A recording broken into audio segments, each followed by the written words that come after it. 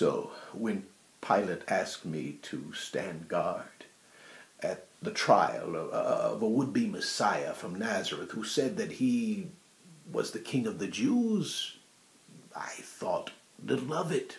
Surely we could pacify the crowd with some sort of punishment and be done with it. But as they led the Nazarene in before Pilate, I was quite close at the time, and he turned and looked at me. There was something in his eyes that brought back emotions I did not understand at the time. And we were wrong about the crowd. They insisted that we crucify this man. I will not tell you the details of how my men flogged him and mocked him. Each time I think of those whips ripping into his flesh, the flesh of my heart rips as well. Then we put the crossbeam on his shoulders and led him through the streets of Jerusalem to a hill outside the city where another beam awaited, and then we nailed his hands and his feet to those beams and lifted him up between two other crosses. And for the next 6 hours, I watched this man die. I cannot tell you everything I heard or everything I saw during those 6 hours, but I can tell you that my life was shaken to its core. I heard this man, this dying man who had every right to spew curses upon us. I heard him say, "Father, forgive them, for they don't know what they're doing." Somehow those words shot through me like a bolt of lightning. I did not understand until I saw him talking to a young man standing at the foot of the cross. A young man who was holding up a woman. I looked at this grieving woman, and immediately I knew it was that same indescribable strength I had encountered in that cave in Bethlehem more than 3 decades earlier. This was her. This was that mother, which meant that this man dying on the cross was that baby. I could have taken his life back then. This man dying on the cross was that toddler that I looked for as I killed those baby boys in Bethlehem, so afraid that I was going to take his life. And now, here I was, taking his life with his mother watching. At that moment, darkness fell over the land for 3 hours, and it mirrored the darkness that had fallen over my spirit. How could this be happening Finally, the darkness lifted, and I looked up,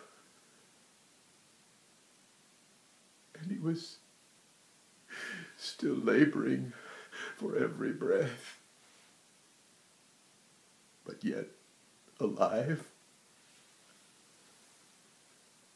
I watched until the very end, as he said, "Father, into your hands I commit my spirit."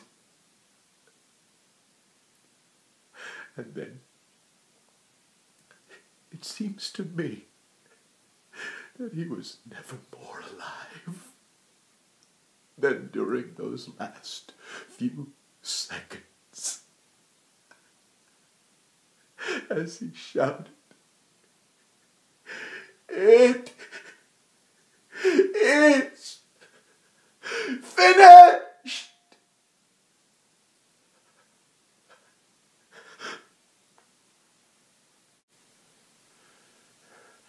At that moment, the ground beneath my feet began to shake, and then I heard the sound of rocks splitting all around me. I even heard later that the veil within the Jewish temple split from top to bottom. Something enormous had taken place, and I knew it. And then the words came out of my mouth before I even had time to think them. Truly, this man was the Son of God.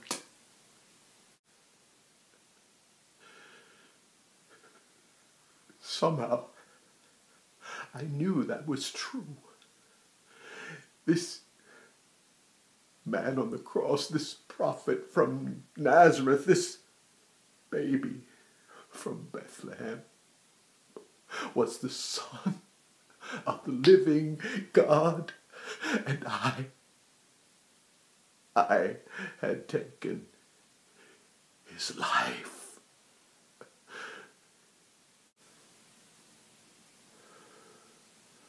The next day, with Pilate's permission, I returned to Rome, but I could not shake what I had seen.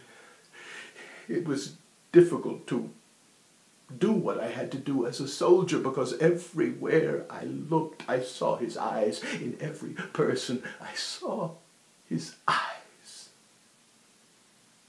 So 5 years ago, I retired from my post and came here to Caesarea. I remembered the great harbor Herod had built here and knew that I could find work on the ships, but I also wanted to be able to shake the thoughts I had, the memories I had of that man, that baby. When I first arrived, I found my old friend and fellow centurion, and the man whose house we are meeting in tonight, Cornelius. I thought I had changed until I spent time with Cornelius. He told me what had happened to him and his entire household when a Jew named Simon Peter came and told them of a very special prophet from Nazareth named Jesus. He said this Jesus was the Son of God, and that he had been crucified under Pontius Pilate. But after 3 days, he had risen from the dead. And Simon Peter said that he did all of this in order to forgive us. The pieces fell into place. This was the man. I told Cornelius, that I had been there, that I had taken his life. I knew that he had forgiven me because I had heard it from his own lips, but I knew there was something more. Cornelius told me that another Jew named Paul from Tarsus would soon be coming to speak more of this Jesus. I knew I had to be there. Paul's teaching was revelation, pure revelation to me. He spoke of this man's death and resurrection, yes, but he went farther. He said that Jesus died and gave his life so that we in turn could die to ourselves and live in the power of his life. I remember him saying, I have been crucified with Christ, yet I live. Not I, but Christ lives in me. And the life I now live in the flesh, I live by faith in the Son of God, who loves me and gave himself for me.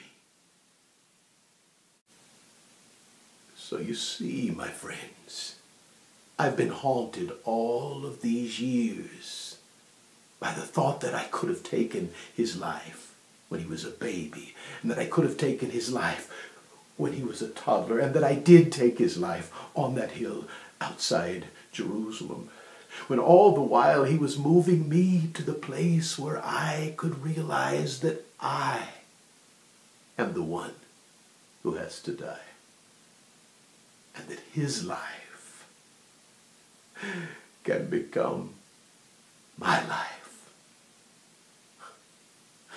Yes, my friends, I can now say with joy,